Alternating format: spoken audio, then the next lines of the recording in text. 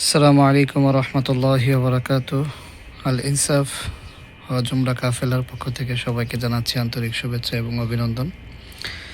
আমাদেরকে অনেকেই প্রশ্ন করে থাকেন আমরা মক্কাতুল মুকাররমায় কী কী খাবার দেওয়া হয়।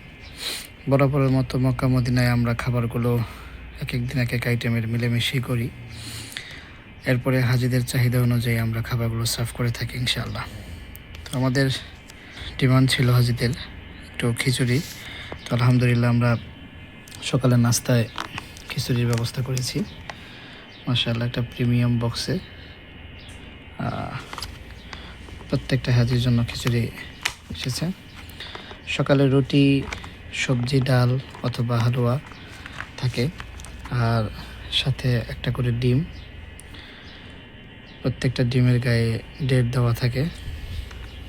প্রত্যেকজন হাজির সাথে একটা করে ডিম আর নাস্তার আইটেম থাকে, রুটি, পরোটা অথবা কিছু একটা। তো আলহামদুলিল্লাহ এখানে বাসমতি চালের খিচুড়ি, মুরগির গোশ দিয়ে খিচুড়ি দেওয়া হয়েছে সকালে, এবং একটা করে সিদ্ধ ডিম। এ হচ্ছে আমাদের সকালের আজকের নাস্তা। এক এক দিন এক এক আইটেম থাকে, তন্দুর রুটি, পরোটা, আরবের রুটি এবং হালুয়া, সবজি, ডাল আর ডিম থাকবেই। তো এই হচ্ছে আমাদের হাজিদের খাবার। সবাই দোয়া করবেন এবং আল ইনসাফ ট্রাভেলস অ্যান্ড ট্যুরস হজ উমরা কাফেলার পাশে থাকবেন।